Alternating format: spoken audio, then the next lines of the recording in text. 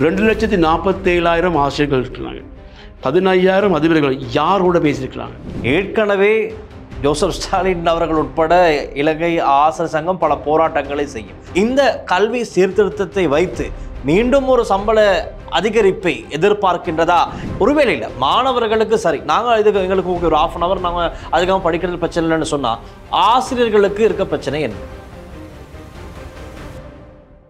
இப்போ இந்த தீர்மானத்தை எடுத்த பிந்தி இந்த தீர்மானத்தை பெண்ணுக்கு போக இல்லாமல் என்ஐஇயால் தான் இந்த தீர்மானம் சொல்கிறது நாங்கள் ஏற்றுக்கொள்ளவே இல்லை. என்ஐஇக்கு அதுக்கு அதிகாரமும் இல்லை. ஆனால் சொல்கிறது நாங்கள் 5 தூண்களோடு தான் செய்கிறோம். இதை சொல்கிறதில் நடைமுறையில் சாத்தியமில்லாத ஒரு செயல்பாடு தான் இருக்குது.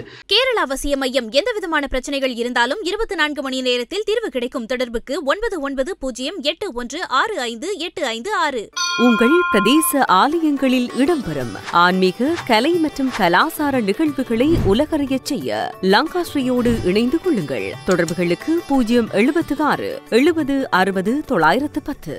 லங்காஸ்ரீ நேயர்களுக்கு வணக்கம்.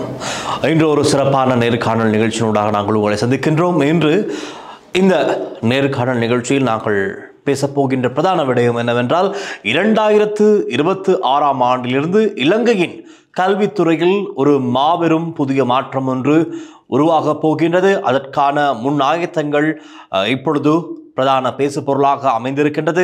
ஒரு தரப்பினர் ஆதரவாகவும் இன்னொரு தரப்பினர் இந்த புதிய கல்வி சீர்திருத்த முறைமைகளுக்கு எதிர்ப்பினை வெளிப்படுத்திய முகமாகவும் இருக்கின்றார்கள். இது எப்படி இருப்பினும் நல்லது நடந்தால் நல்லதுதான். ஆனால் அது நல்லதில் இருக்கின்ற தீமைகள் என்ன என்பதையும் ஆராய்ந்து பார்க்க வேண்டிய ஒரு கட்டாயம் இன்று இருக்கின்றது. காரணம், ஒரு விடயத்தினை அமுல்படுத்திவிட்டு நாளைய தினம் அதிலிருந்து வருகின்ற பிரச்சனைகளுக்கு முகம் கொடுக்க முடியாமல் தடுமாறும் போது அதன் பாதிப்பு அது சார்ந்த பிரதானமாக மாணவர்களைத்தான் சென்றடைய போகின்றதாகவே இப்பொழுதே இதில் இருக்கின்ற பிரச்சனைகள் என்ன, அதற்கான தீர்வு என்ன என்பதை பேசிவிடுவது நல்லது.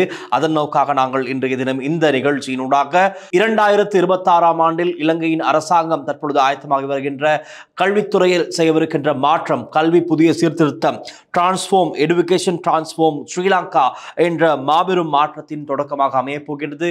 அது சம்பந்தமாகத்தான் நாங்கள் இன்று பேசப் போகின்றோம். ஆகவே இன்றைய இந்த நேர்காணல் நிகழ்ச்சியில் நம்மோடு இணைந்திருக்கின்றார் இலங்கை ஆசிரியர் சங்கத்தின் பொதுச் செயலாளர் திரு ஜோசப் ஸ்டாலின் அவர்கள். வணக்கம். நாங்கள் பார்த்தோம், கடந்த ஒரு சில நாட்களாக நிறைய ஊடக சந்திப்புகளை நடத்தி இலங்கை அரசாங்கம் மிக முக்கியமாக கல்வி அமைச்சு முன்னெடுத்திருக்கின்ற 2026ஆம் ஆண்டுக்கான புதிய கல்வி சீர்திருத்தங்களுக்கு உங்கள் தரப்பு, அதாவது ஆசிரியர் சங்கம் எதிர்ப்பினை வெளிப்படுத்தி இருக்கின்றீர்கள். அதுவும் இல்லாமல் அடுத்த விடுமுறை நவம்பர் மாதம் 7ஆம் தேதி, அதற்கு முன்பதாக கல்வி அமைச்சில் நீங்கள் ஒரு பதில் எதிர்பார்த்திருக்கின்றீர்கள். அப்படி இல்லை என்றால் உங்களுடைய அடுத்த கட்ட நடவடிக்கை செல்வதற்கு நீங்கள் தயார் என்று சொல்லியிருக்கின்றீர்கள். ஆகவே இந்த புதிய கல்வி சீர்திருத்தம் என்பது என்னவென்று எப்பொழுது பலருக்கு தெரிந்திருக்க வாய்ப்பில்லை. காரணம், இது ஒரு புதிய நடைமுறையை அமுல்படுத்தப் போகின்றார்கள். இதுவரை நாங்கள் புத்தக படிப்பு, புத்தக கல்வி, ஆனால் இதன் பின்னராக மடியூல் என்கின்ற ரீதியில் தான் இந்த கல்வி மாறப்போகிறது. அதுவும் இன்றைய தினம் பதிவான செய்திதான் தமிழ்வின் செய்திகள். நாங்கள் தமிழ்வின் செய்திகளில் பார்க்கின்றோம், கல்வி நடவடிக்கைகளின் நேரம் காலை 7:30 மணி தொடக்கம் பிற்பகல் 2 மணி வரை கல்வி நடவடிக்கைகளுக்கான நேரம் விரிவுபடுத்தப்பட்டிருக்கின்றது. இது கூட ஒரு முக்கியமான அம்சமாக அமைகின்றது. அந்த நேரத்திற்குள்ளே 2 இடைவெளிகள் வழங்குவதற்கு தீர்மானிக்கப்பட்டிருக்கின்றது. ஒவ்வொரு பாட வேளையும் 1 மணி நேரமாக குறிப்பிடப்பட்டிருந்தது. ஆனால் இன்றைய தின செய்திகளின் அடிப்படையில் 50 நிமிடமாக அந்த நேரம் மாற்றப்பட்டிருக்கின்றது. இப்படி பல்வேறு மாற்றங்கள் இந்த கல்வி துறையிலே அமுல்படுத்தவிருக்கின்றார்கள். அவை இது சம்பந்தமாக இலங்கை ஆசிரியர் சங்கம் என்ன கூறுகின்றார்கள் என்பதை நாங்கள் இப்பொழுது கேட்டுக்கொள்ளலாம். இல்லை, உண்மைக்கும் நீங்கள் சொன்ன மாதிரி இதில் ஒரு கல்வி சீர்திருத்தம் இல்லை. இது இப்போ கல்வி சீர்திருத்தம் தான் நாங்கள் எல்லாம் கேட்டது. முழு நாடும் எதிர்பார்க்கறது கல்வி சீர்திருத்தம். ஏன்னா தற்போது கல்வி மாணவர்களுக்கு, பெற்றோர்களுக்கு, ஆசிரியர்களுக்கு, அதிபர்களுக்கு ஒரு சுமையான ஒரு கல்வி தான் இருக்குது. இப்போ இந்த கல்வி முறைமையில் எங்களுக்கு தெரியும், பெரிய எக்ஸாம் பரீட்சை பெரிய ஒரு பாரம். இதுக்கு ஒரு ப்ரெஷர், இதுக்கு ஒரு முடிவு ஒன்று வேணும். பாரிய டியூஷன் மாஃபியா ஒன்று இருக்குது. பெற்றோர்களுக்கு கல்விக்கு செலவழிக்க டியூஷனுக்கு செலவழிக்கிற மாதிரி போகுது. அடுத்தது சில வேலைகள் பார்க்கக்குள்ள A லெவல் செய்கிறதுக்கு ஸ்கூல் அவசியமாகிற மட்டத்துக்கு இந்த டியூஷன் வந்திருக்குது. அப்போ அதில் அடுத்த பக்கத்தில் இங்கிலீஷ் கல்விக்கு சம்பந்தமாக இந்த மக்களின் அவங்க வேண்டுகோள் இருக்குது. ஆனாலும் அதுக்கான வாய்ப்பு இல்லை. யூனிவர்சிட்டி என்ட்ரன்ஸ் எடுத்துக்கொண்டால் பாரிய பிரச்சனை. இப்போ கல்விக்கு மாற்றம் அவசியம். ஆனாலும் இந்த அரசாங்கம் கொண்டு வர்றது கல்வி சீர்திருத்தம் அல்ல. இது நாங்கள் காண்றோம், இது ஒரு சிலபஸ் மாற்றம் தான் நாங்கள் காண்றோம். இலங்கையில் அதுவும் எடுத்துக்கொண்டால் இலங்கையில் தற்போதைய சிலபஸ் 8 வருஷத்துக்கு ஒருக்கா மாற்றணும். அப்போ இந்த மாற்றம் இருந்துச்சு 2023ஆம் ஆண்டில். 2023ஆம் ஆண்டு சிலபஸ் மாற்ற பொறுப்பு இருக்குது நேஷ்னல் எஜுகேஷன் இன்ஸ்டிடியூட், நான் NIEக்கு, அவன் தேசிய கல்வி நிறுவனத்துக்கு. அவங்க அந்த வேலையை செய்ய இல்லை. அப்போ 2 வருஷமாக தற்போது 2 வருஷமாக இலங்கையில் 38 லட்சத்துக்கு மேலே மாணவர்கள் கல்வி பெறுறது பழைய ஒரு சிலபஸ். இப்போ இந்த சிலபஸ் எப்படின்னு சொன்னால் 2015ஆம் ஆண்டில் சிலபஸுக்கு தான் தற்போது நடக்கிற O-level எக்ஸாம் கூட நடக்குது. இதெல்லாம் மாத்திரம். அப்போ இந்த அரசாங்கம் இந்த கல்வி சீர்திருத்தம் என்று கொண்டு வந்தது கல்வி சீர்திருத்தம் இல்லை, இது ஒரு சிலபஸ் மாற்றம். அது கூட அடுத்த வருஷம் நடக்க போகிறது 1ஆம் ஆண்டுக்கும் 6ஆம் ஆண்டுக்கும். இவங்க பெரிய ஒரு கேம்பெயின் ஒன்று கொண்டு போனாங்க. இது நாங்கள் செய்வோம், இப்படி செய்வோம். ஆனாலும் கல்வி சீர்திருத்தம் ஒன்று அவசியம். வர்றதாக இருந்தால் அது மக்களோட பேசணும், யாரோடையும் பேச இல்லை. ஒரு ப்ரெசன்டேஷனை கொண்டு போய் 9 மாகாணத்தில் காட்டினாங்க, பேசினாங்க, அதுதான் நடந்திருக்குது. இப்போ இதில் இப்போ நீங்கள் சொன்ன மாதிரி இந்த மாற்றங்கள் எடுக்குள்ள இவங்க கொண்டு வந்திருக்காங்க. நான் ஒரு உதாரணம் எடுக்கிறோம். அடுத்த வருஷத்தில் பாடசாலை நேரம் 1:30 மணிலேருந்து 2 மணி ஆக்குறது, அறவரில் கூட்டுறது. யார்கிட்ட கேட்டு செஞ்சுருக்கிறாங்க? இப்போ பாடசாலை கற்பித்தலில் 7:30 மணிலேருந்து 1:30 மணி மட்டும் கற்பித்தல் செயல்பாடு நடக்கிறது சம்பந்தமாக தீர்மானிச்சிருக்கிறது. அதுக்கான ரிசர்ச் பண்ணி எல்லா தரப்புலையும் கருத்தெடுத்து அந்த தீர்மானிச்சிருக்குது. அப்போ அந்த தீர்மானத்தை 2 மணி மட்டும் எடுக்கக்குள்ள அதுக்கு அடுத்த ரிசர்ச் என்னது, யாரோட பேசியிருக்கீங்க, இது இப்போ மாணவர்கள் தாங்க இயலுமா, அதை நான் கேட்குற கேள்வி. அப்படி அரசாங்கம் தனிச்சு அப்படி செய்ய இல்லாது. அடுத்தது ஜோசப் ஸ்டாலின் அவர்கள் இப்போ அந்த 1:30 மணிலிருந்து 2 மணி வரையான நேரம் அதிகரித்தது யாருக்கு பிரச்சனை? ஆசிரியர்களுக்கா மாணவர்களுக்கா? காரணம் இப்போ நீங்கள் சொன்னீங்க மாணவர்களுக்கு தாங்கிக் கொள்ள முடியாது. ஸோ இதில் ஆசிரியர்களுக்கு பிரச்சனை இருப்பதாக நீங்கள் கூறுவதாக எங்களுக்கு தோன்றுகிறது. இது முதலாவது சொல்ல வேண்டும், இது மாணவர்களுக்கு இது பொருத்தமாங்கிறது நாங்கள் முதலாவது கேட்கணும். இது கல்வியில் மாற்றம் ஒன்று வர்றதா இருந்தால் அது சம்மந்தமாக முறையான ஒரு சயின்டிஃபிக் ரிசர்ச் ஒன்று செஞ்சுருக்கணும். இதில் ஒன்றுமே இல்லை. இப்போ இது 2 மணி. அடுத்தது 2 மணி மட்டும் காலத்தை நீட்டக்குள்ள 2,47,000 ஆசிரியர்கள் இருக்கிறாங்க, 15,000 அதிபர்கள் யாரோட பேசியிருக்கிறாங்க. இப்போ எங்கள்கிட்ட காலத்தை அதிகரிக்கிறதா இருந்தால் மறுபக்கத்தில் யாரோட சரி பேசணும். யாரோடையும் பேசாமல் ஒரு அரசுக்கு தன்னிச்சையாக காலத்தை நீட்ட இல்லாது. அதுக்கு நாங்கள் எதிர்க்கிறோம். ஏன்னா நாங்கள் அதை தட்டி கேட்போம், அப்படி அதை செய்ய இல்லாது. அப்போ பிரச்சனை ஆசிரியர்களோட கல்வி அமைச்சில் யாரும் இன்னும் பேச்சுவார்த்தைகள் பேசினாலும் பேச இல்லாட்டியும் பேசாமல் செஞ்ச மட்டும் இல்லை, ஒன்றில் பேசாமல் செஞ்சது மட்டும் இல்லை. அது மாணவர்களுக்கு இது பொருத்தமாகிறது ஒரு பிரச்சனையாக இருக்குது. அடுத்து இலங்கையில் இருக்கிற எங்களுக்கு தெரியும் தற்போது சூழ்நிலை எடுத்துக்கொண்டா நீங்கள் நுரலியா மாவட்டத்தில் பாடசாலை ஆரம்பிக்கிறது எத்தனை மணிக்கு? 8 மணிக்கு. அப்போ அவங்க முடியக்குள்ள எத்தனை மணியும்? 2 மணி. இப்போ 2:30 மணிக்கு முடியும்போது எப்படி போகுது மாணவர்கள்? அதை பற்றி பார்த்தாங்களா? அந்த காலநிலைகளில் பற்றி பாடசாலைகளில் பார்த்தாங்களா? இப்போ பாடசாலை காலத்தை அதிகரிக்கிற சுற்றறிக்கை வெளிவந்திருக்குது. அந்த சுற்றறிக்கையில் இருக்குது முஸ்லீம் பாடசாலைகள் சம்பந்தமாக நாங்கள் பிந்தி அறிவிப்போம்ட்டு. அப்போ சுற்றறிக்கை வெளியே வரக்குள்ளேயே அது பிளான் பண்ணியும் இல்லை. இப்போ அதனால் இது ஒரு பிளான் இல்லாத ஒரு செயல்பாடு. சார் இப்படி செய்வோமே, கல்வி அமைச்சு இலங்கை ஆசிரியர் சங்கத்தோடைய ஆசிரியர்கள் சார்ந்த இணைய சங்கங்களுடைய ஒரு பேச்சுவார்த்தைக்கு வந்தால் நீங்கள் முன்வைக்கிற திட்டம் என்ன? உங்களுடைய கையில் இருக்கிற பிளான் என்ன? நாங்கள் கல்வி மறுசீரமைப்பு ஒன்று வேணும்னு சொல்லியிருக்கோம். இது கல்வி மறுசீரமைப்பு இல்லை, நான் திரும்ப சொல்கிறேன், இது ஒரு சிலபஸ் மாற்றம் தான். ஆனால் நாங்கள் பார்க்குற ஒரு சில இடங்களில் பிரதமர் அரணி அமரசூரிய சொல்கிறாங்க, கல்வி அமைச்சராக அவங்க இருக்காங்க, அவங்க சொல்கிறாங்க பிள்ளைகளுடைய புத்தக பையின் பாரத்தை குறைக்கும் நோக்கமாக இந்த சிஸ்டம் சேஞ்ச் ஒன்று கொண்டு வருவதாக. அதாவது இந்த மொடியூல் சிஸ்டத்துக்கு சென்றால் அங்கே புத்தக பைகள் அவ்வளவு பாரமாக பிள்ளைகள் சுமந்து செல்ல தேவை ஏற்படாது அப்படிங்கிற ஒரு கொள்கை இந்த இடத்துல அமல்படுத்தப்பட்டதா சொல்றாங்க. அவங்க அது மட்டும் இல்லை சொல்கிறாங்க, எக்ஸாம் பாரம் குறையும். அப்போ இதில் உண்மைக்கும் கல்வியில் ஒரு பெரிய மாற்றம் ஒன்று உருவாகும். இந்த கல்வி செயல் திட்டம் கொண்டு வந்தது கோட்டாபே ராஜபக்ச அரசு காலத்தில். அதில் வந்து கல்வி ராஜாங்க அமைச்சராக இருந்து டாக்டர் உபாலி சேதுரன் தான் இந்த திட்டத்தை கொண்டு வந்தாங்க. இப்போ கொண்டு வந்து இந்த திட்டத்தை அவங்களே நடைமுறைப்படுத்த இல்லை. அப்போ இந்த அரசாங்கம் அது வந்து அதுக்கு ஏஷியன் டெவலப்மெண்ட் பேங்க்கில் ஏடிபியில் லோனும் எடுத்துருக்காங்க. இப்போ அதில் ப்ராஜெக்ட்ஸ்க்கு தான் சல்லி எடுத்துருக்காங்க. அப்போ அதில் ஒன்றும் நடந்தது இல்லை. அதனால தான் இவங்க இதை கொண்டு போகிறாங்க, தூக்கிட்டு போகிறாங்க. அடுத்து நீங்கள் சொன்ன மாதிரி இப்போ மாட்யூல் சிஸ்டம் ஒன்று வருது. இப்போ சாதாரணமாக கல்வி மாற்றங்கள் வரக்குள்ள நாங்கள் இப்போ 1997ஆம் ஆண்டில் ப்ரைமரி எஜுகேஷன் ஒரு ரிஃபார்ம் ஒன்று வந்துச்சு. அப்போ அதில் என்ன செஞ்சாங்கன்னா வந்து முதலாவது கம்பா டிஸ்ட்ரிக்டில் வந்து அவங்க ஒரு ப்ராஜெக்ட் ஒன்று செஞ்சு பார்த்துட்டு தான் முழு இலங்கைக்கும் வந்து அப்ளை பண்ணது.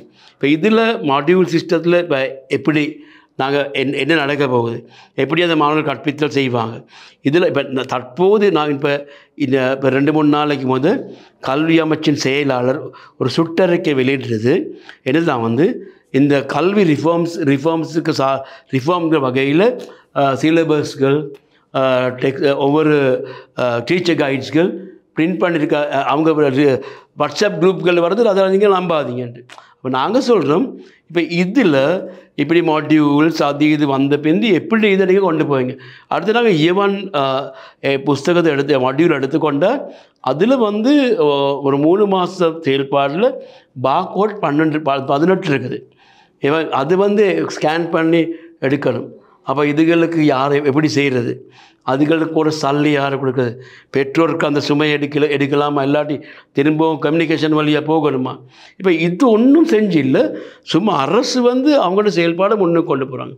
நாங்கள் சொல்கிறோம் வந்து ஆசிரியர் அதிபர் சம்பந்தமாக தீர்மானம் எடுக்கிறதா இருந்தால் அது அந்த துறை சார்ந்த இவங்களோட பேசித்தான் தீர்மானிக்கணும். அப்படி இல்லாமல் எங்களோட காலத்தை அதிகரிக்கிற செயல்பாடுக்கு போகிறது. இப்போ சொல்லுவோமே, இப்போ மாணவர்கள்ட்ட ஒரு ரிசர்ச் செய்கிறாங்க.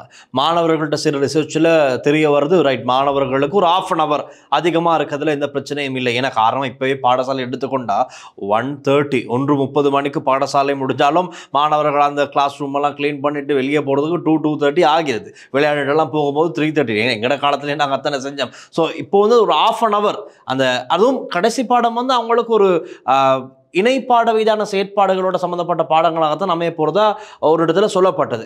அவை அது வந்து பெரிய அளவில் அவங்கள பாதிக்குமாங்கிற கேள்வி இருக்குது. ஸோ ஒருவேளை இல்லை மாணவர்களுக்கு சரி, நாங்கள் இதுக்கு எங்களுக்கு ஒரு 1/2 an hour நாங்கள் அதுக்காக படிக்கிறது பிரச்சனை இல்லைன்னு சொன்னால் ஆசிரியர்களுக்கு இருக்க பிரச்சனை என்ன? இல்லை, மாணவர்களுக்கு தான் அது பிரச்சனை முதலாவது. இப்போ உங்களுக்கு சாதாரணமாக பாடசாலைகளில் இப்போ நாங்கள் கற்பித்தல் செயல்பாடை வந்து தீர்மானிச்சிருக்குது 7:30 1:30 மட்டும் சொன்ன மாதிரி. அப்போ அதை வந்து அதிகரிக்கிறதா இருந்தால் மாணவர்களுக்கு அதை எவ்வளவு தாங்கிக் கொள்ள இயலும்ங்கிறத நாங்கள் இப்போ சாதாரணமாகவே எங்களுக்கு தெரியும். விசேஷமாக டைம் டேபிள் செய்யக்குள்ள விசேஷமாக டைம் டேபிளில் வந்து மேக்ஸ் சயின்ஸ் மாதிரி சப்ஜெக்ட்ஸ் வந்து காலைல தான் போடுவாங்க. அநேகமாக முன்னுக்கு போட்டு தான் எடுக்கிறது. அப்போ மாணவர்களுக்கு கடைசியில் அதை தாங்க முடியுமாங்கிற கேள்வி அதில் இருக்குது. இப்போ வேண்டிய ஒரு ஆளுக்கு சொல்லலாம், இப்போ தற்போது பாடசாலைகள் நீங்கள் எடுத்துக்கொண்டால் அநேகமான டீச்சர்ஸ் விருப்பமாக நாங்கள் 3 மணி மட்டும் 4 மணி மட்டும் ஒரு கற்பித்தல் செயல்பாடில் இருக்கிறாங்க. அவங்க விருப்பம் டைம்.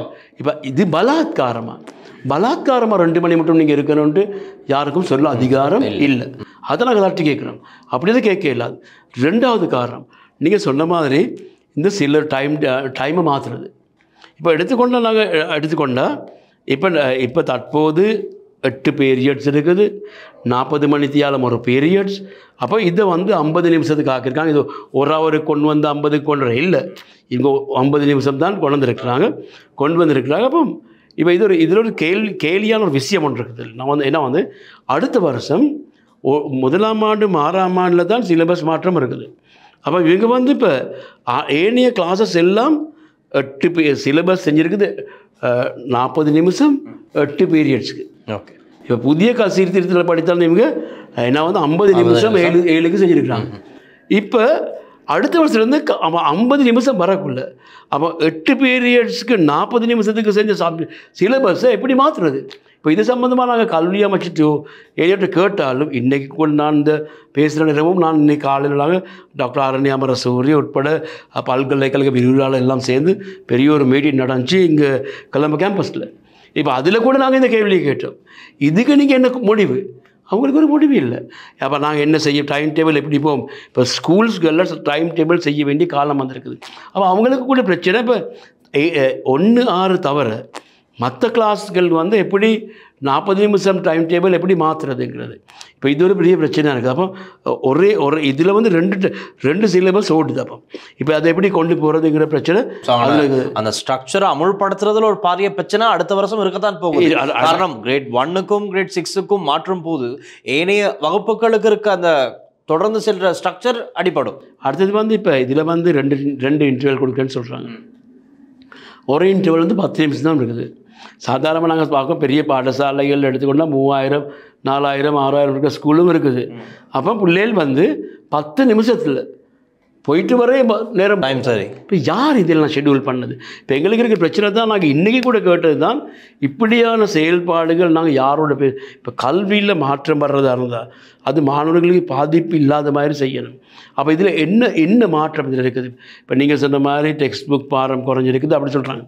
ஆனாலும் இப்போ O-level எக்ஸாம் இந்த மாற்றத்தில் இவங்க O-level எக்ஸாம் 9 சப்ஜெக்ட் வந்து 7க்கு எடுக்கிறாங்க. இப்போ 7க்கு எடுக்குள்ளே நாங்கள் இதில் வந்து 14 சப்ஜெக்ட் செய்யணும் O-level எக்ஸாமுக்கு. அதுக்கு வந்து எக்ஸாமுக்கு இல்லாமல் இன்னும் 9 சப்ஜெக்ட் செய்ய இருக்குது. இப்போ இப்படி அதில் பாஸ்கெட் சப்ஜெக்ட் உட்பட, அதாவது மாணவர்களுக்கு எதில் ஆர்வம் அதிகமோ அது அதிகரிக்கப்பட்டிருக்கு. அப்போ அதை பற்றி நான் உங்களுக்கு சொல்லணும். இப்போ இவங்க அநேகமான புதிய சப்ஜெக்ட்ஸை அறிமுகப்படுத்தி இருக்கிறாங்க. இப்போ கல்வித்துறையில் இருக்க எல்லாருக்கும் தெரியும் 2016ஆம் ஆண்டு அறிமுகப்படுத்தினாங்க புதுசாக அந்த எக்ஸாம் O-level எக்ஸாமில் வெளியே போகிற பிள்ளைகளை பாடசாலையில் வச்சுருக்க 13 year எஜுகேஷன். அதில் 26 சப்ஜெக்ட் அவங்க அறிமுகப்படுத்தினாங்க. எத்தனை? 2016 26 சப்ஜெக்ட். எத்தனை சப்ஜெக்ட் இருக்குது? எங்கே டீச்சர்ஸ் ட்ரெயின் பண்ணியிருக்காங்க? இப்போ புதிய சப்ஜெக்ட்கள், புதிய இதுகள். அப்போ சில ஸ்கூல்கள் எங்களுக்கு தெரியும் மாணவர்கள் வந்து தெரிவு செய்கிற சப்ஜெக்டுகள் இருக்குது. ஸ்கூலில் இருக்கிற ஆசிரியருக்கு சம்மந்தமான செயல்பாடில் தான் போகலாம். இப்போ இது ஒரு பக்கத்தில் இருக்குது.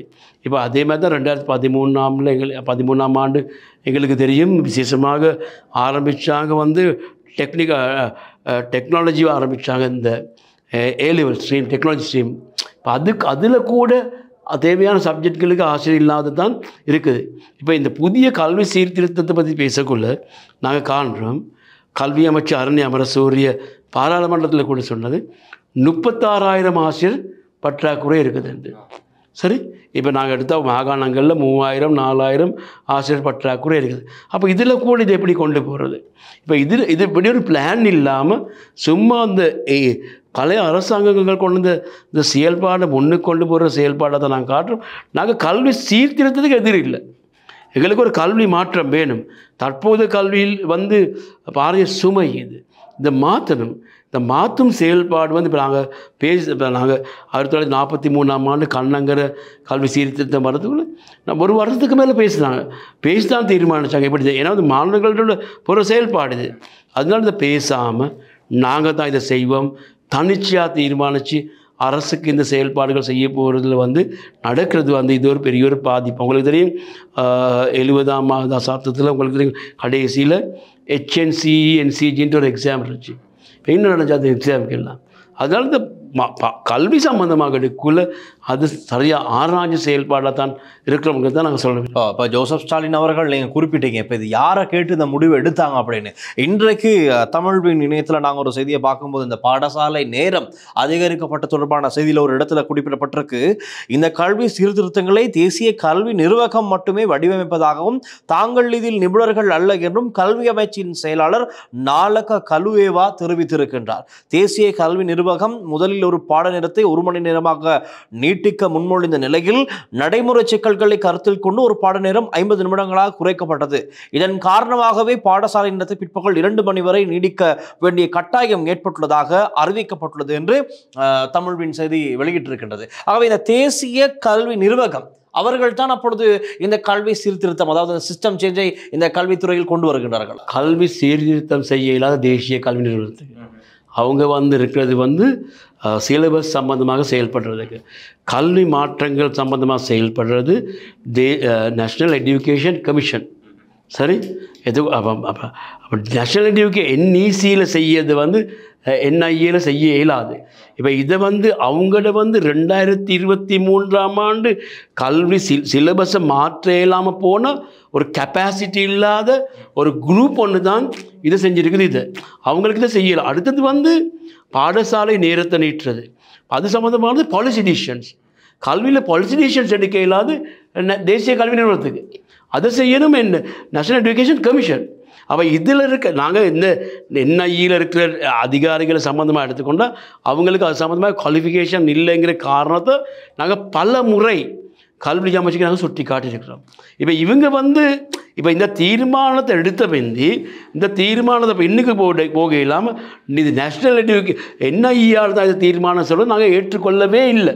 அதை ஏற்றுக்கொள்ள மாட்டோம். நாங்கள் என்ஐக்கு அதுக்கு அதிகாரமும் இல்லை.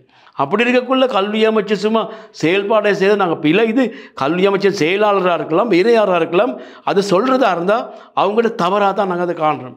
இது ஆசிரியர் அதிபர்கள் யாரையும் அடிமைகள் இல்லை. அப்படி தீர்மானிச்சு நாங்கள் இப்படி இருக்கிறோம், நீங்கள் அப்படி இருக்கிறோம் நாங்கள் காண்றோம். இந்த என்பிபி அரசாங்கம் அநேகமாக நினைக்கிறது வந்து நாங்கள் சொல்லத்தான் நீங்கள் செய்யணும். அப்படி இல்லை, இது ஜனநாயக ரீதியான செயல்பாடுகள் தான் கல்வி மாற்றங்கள் போக வேணும். இப்போது இந்த மாற்றத்தில் கடந்த காலங்களில் பேசப்பட்ட மற்றொரு முக்கியமான விடயம்தான் விமர்சனங்களும் பல முன்வைக்கப்பட்டது.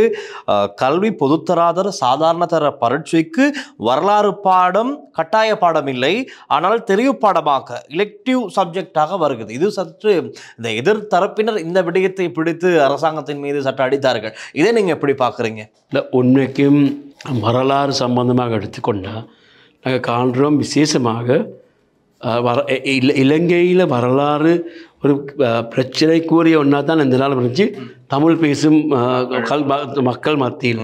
ஏன்னா வந்து என்ன வரலாறு நாங்கள் கற்பித்தல் செய்கிறதுண்டு. இப்போ இந்த வரலாறு வந்து ஒரு இஷ்யூ ஒன்று. இலங்கையில் தேசிய என்ன பிரச்சனை எடுத்துக்கொண்டாலும் வரலாறு தான் முக்கியமான காரணமாக இருந்துச்சு. இப்போ அதனால் வரலாறுங்கிற பிரச்சனை எடுத்துக்கொண்டால் இப்போ வரலாறை வந்து இப்போ அந்த அந்த கோ சப்ஜெக்டில் இல்லை அது. அப்போ அப்படி இருக்கக்குள்ள இதில் வந்து இப்போ அது இந்த ஏன்னா வந்து இப்போ இதுக்கு ஒரு சிலவங்க எதிர்ப்பு தெரிவிக்கிறாங்க. அரசு சொல்லுது இல்லை இந்த சப்ஜெக்ட் இதில் இருக்குது ஆனாலும் இதை தெரிவு செஞ்சு எடுக்கலாம் விருப்பம் தான் சொல்கிறாங்க.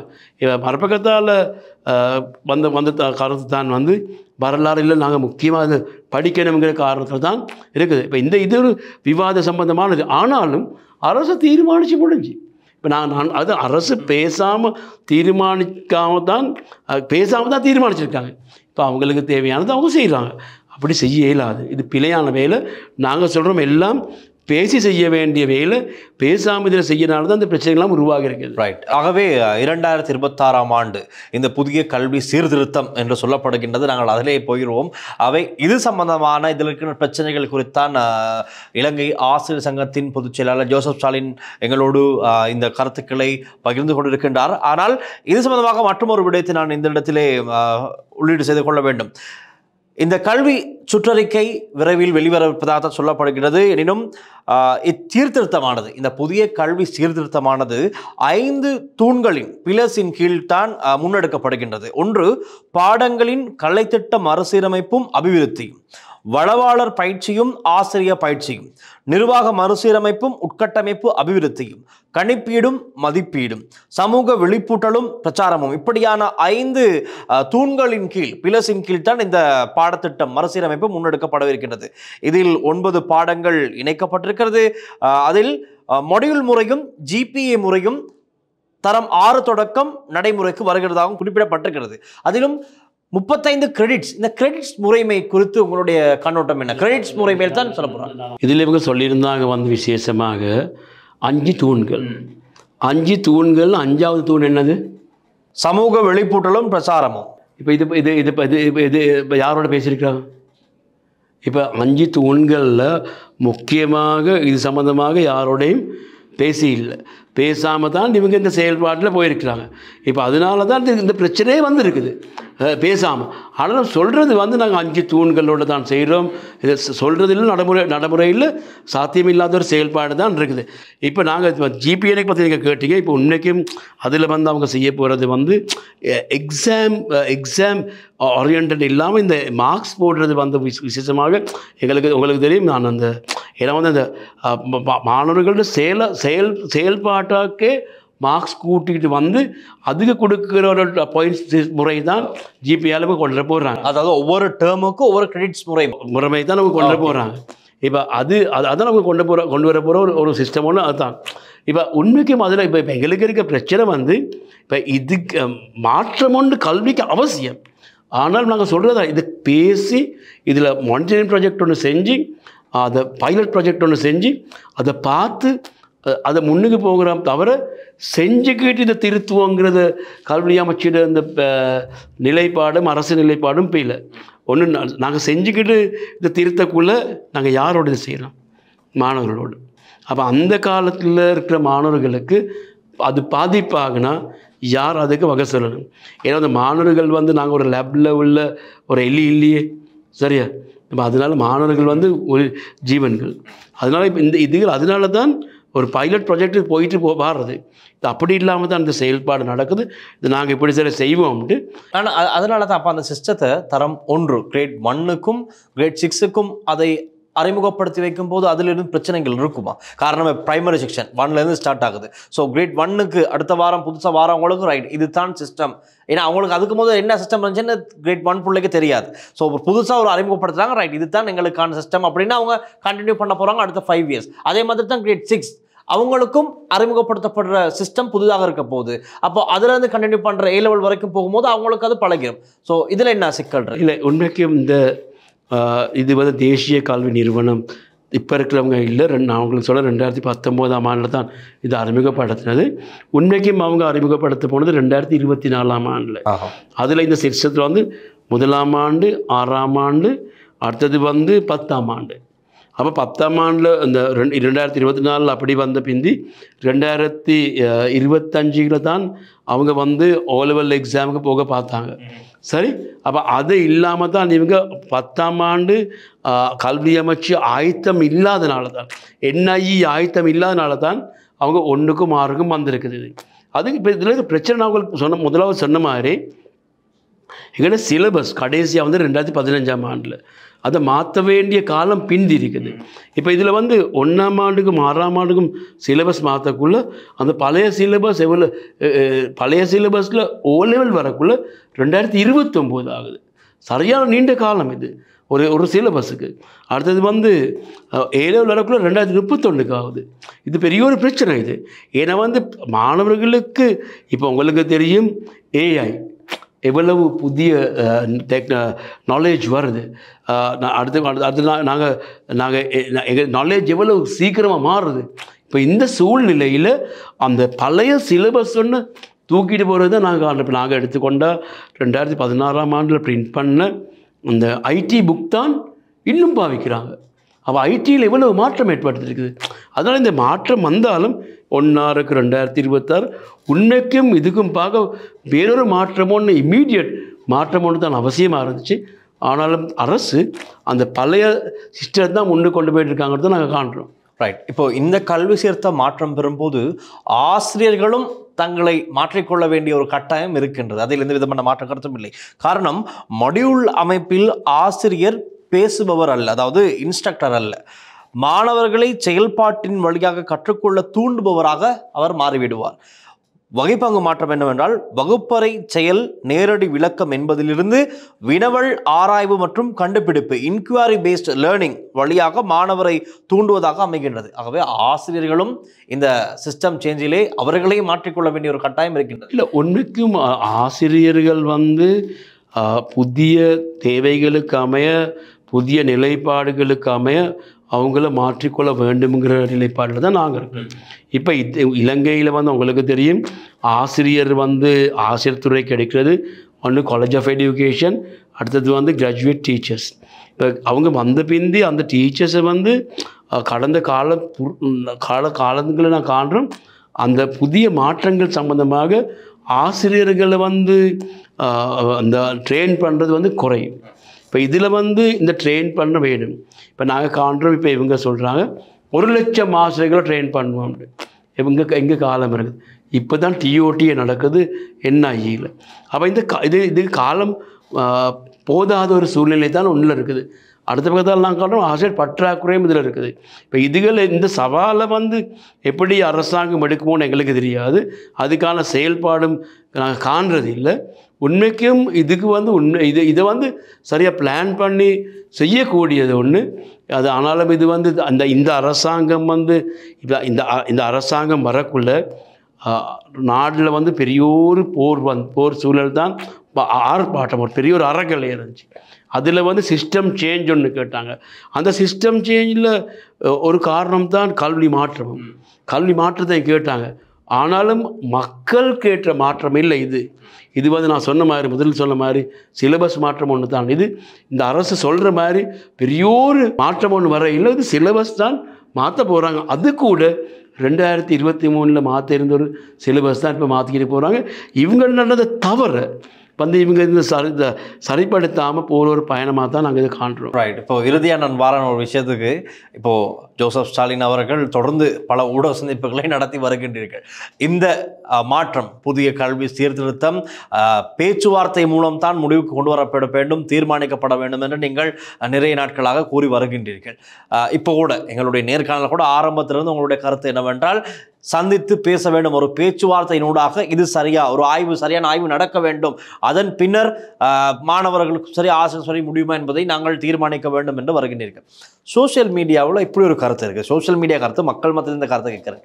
ஏற்கனவே ஜோசப் ஸ்டாலின் அவர்கள் உட்பட இலங்கை ஆசிரியர் சங்கம் பல போராட்டங்களை செய்யும். எதற்காக செய்யும்?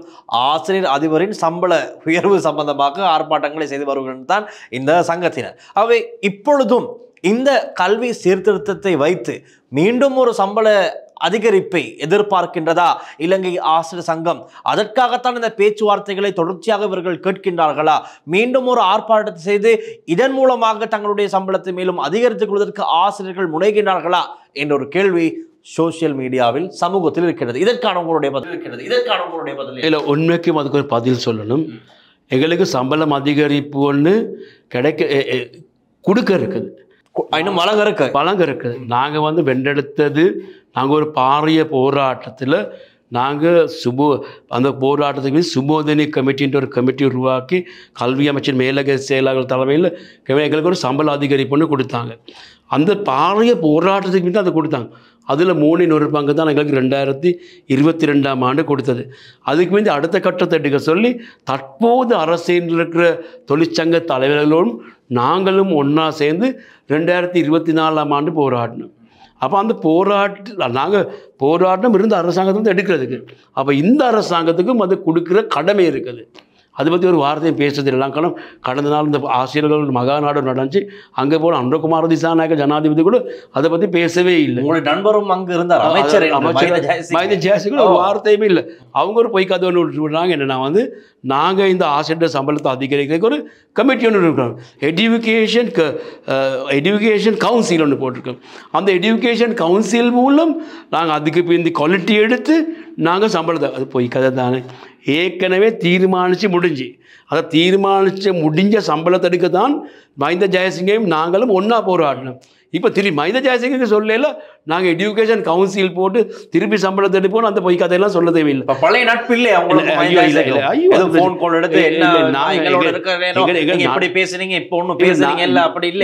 எங்களுக்கு நட்புகள் சம்பந்தமான பிரச்சனை ஒன்றும் இல்லை. இதில் உண்மைக்கும் இந்த சம்பள அதிகரிப்பு எங்களுக்கு தர வேண்டும். அதுக்கான போராட்டம் இருக்குது, பெண்டிங். அது எப்படியும் நாங்கள் அதை வெண்டெடுக்க வேண்டும். ஆனால் கல்வி சீர்திருத்தத்துக்கும் அதுக்கும் நாங்கள் சம்மந்தப்படுத்த போகிற இல்லை. ஆனாலும் நாங்கள் ஒன்று சொல்லணும், அரசு நாங்கள் காண்ற ஏனைய தொழில்களையும் நாங்கள் காண்ற விஷயம்தான் தனிச்சையாக செயல்படுறது. இப்போ நீங்கள் இந்த உங்களோட நிறுவனத்திலேருந்து உங்களுக்கு நீ இன்னொரு 2 ஹவர் வேலை செய்யணும் அப்படி சொல்ல இயலுமா? அது உங்கள்கிட்ட கேட்டு தான் டிஸ்கஸ் பண்ணி செய்யணும். அப்படி இல்லாமல் தான் இந்த 2 மணி மட்டும் பாடசாலை நீக்கிற செயல்படுது. அது ஒரு பிழையான செயல்பாடு. அந்த தனிச்சான செயல்பாடு. அதெல்லாம் ஆசிரியர்களுக்கு சொல்லப்படுது, இன்னும் நீங்கள் அரை மணித்தியால மேலதிகமாக இருக்க வேண்டும்னு ஆசிரியர் சொல்லப்படுது. இல்லை, அது நாங்கள் சொல்லுறது அப்படி அரசாங்கம் தனிச்சான செயல்பாடுகளுக்கு போக இல்லாது. அதனால் நாங்கள் சொல்லியிருக்கோம், தற்போது வருகிற 7ஆம் தேதி நவம்பர் மாதம் 7ஆம் தேதிக்கு முதல் அரசு அவங்களோட நிலைப்பாடை சொல்லணும். 2 மணி மட்டும் பாடசாலை வைக்கிற சம்மந்தமாக அதுக்கு அந்த பதிலோடு எங்கள் பாடசாலை விடுமுறை ஒன்று வருது நவம்பர் மாதம் 7ஆம் தேதிக்கு. அதை திருப்பி பாடசாலை ஆரம்பிக்கிறது டிசம்பர் மாதம் ஃபர்ஸ்ட் வீக்லேயே நாங்கள் அரசு தீர்மானிக்க இல்லாட்டி எங்களோட போராட்டத்தை நாங்கள் முன்வைப்போம்.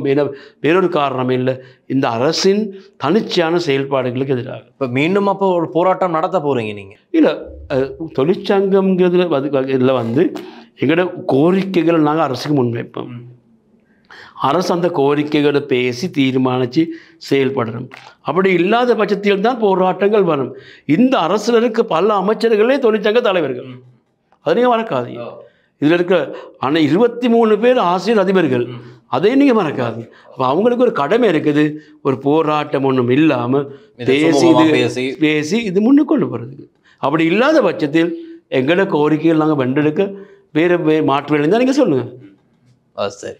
ஆகவே இலங்கை ஆசிரியர் சங்கத்தின் பொதுச் செயலாளர் ஜோசப் ஸ்டாலின் அவர்கள் இன்று எம்மோடு இணைந்து புதிய கல்வி மறுசீரமைப்பு, புதிய கல்வி சீர்திருத்தம் சம்பந்தமாக அதில் இருக்கின்ற பிரச்சனைகள் என்ன, அதற்கான தீர்வு எப்படி வழங்கப்படலாம், உடனடியாக ஒரு பேச்சுவார்த்தையை கூறியிருக்கிறார்கள். இந்த பேச்சுவார்த்தையினூடாக ஒரு சரியான ஆய்வு மதிப்பீடு நடத்தப்பட்டு அதன் பின்னர் சரியான முடிவுகளுக்கு செல்லக்கூடியதாக இருந்தால் அது அரசாங்கத்திற்கும் சரி, கல்வி அமைச்சுக்கும் சரி, அதை சார்ந்திருக்கின்ற மாணவர்கள், ஆசிரியர்கள் அனைத்தரப்புக்கும் நன்றதாக அமையும் என்று ஆசிரியர் சங்கம் சார்பிலே ஜோசப் ஸ்டாலின் அவர்கள் நேர்காணல் நிகழ்ச்சியினூடாக இந்த இடத்திலே தெரிவித்திருக்கின்றனர். அது மாத்திரமல்ல, நவம்பர் மாதம் 7ஆம் தேதிக்கு முன்பதாக கல்வி அமைச்சிலிருந்து அரசாங்கத்திடமிருந்தோ ஒரு சரியான பதில் இவர்கள் தரப்புக்கு கிடைக்கவில்லை என்றால் மீண்டும் பாடசாலை ஆரம்பமாகும் போது வீதிக்கிறங்கி போராட இலங்கை ஆசிரியர் சங்கம் மற்றும் அதனோடு சார்ந்த இணைய சங்கங்கள் தயாராகி இருப்பதாக இப்பொழுது தெரிவித்திருக்கின்றார். ஆகவே நாங்களும் அவதானித்துக் கொண்டு தான் இருக்கின்றோம் என்ன நடக்கப் போகின்றது. இவருடைய கோரிக்கை இலங்கை அரசாங்கம், குறிப்பாக கல்வி அமைச்சு ஏற்குமா, ஒரு பேச்சுவார்த்தை வழங்குவார்களா, அதனூடாக அடுத்த கட்ட நடவடிக்கைகளுக்கு செல்வார்களா என்று நாமும் பொறுத்திருந்து அவதானித்து பார்க்கத்தான் போகின்றோம். ஆகவே இன்று எங்களுடைய நிகழ்ச்சியில் இணைந்து இவ்வளவு விவரங்களை பகிர்ந்து கொண்ட திரு ஜோசப் ஸ்டாலின் அவர்களுக்கு எங்களுடைய நன்றிகள். நன்றி உங்களுக்கு.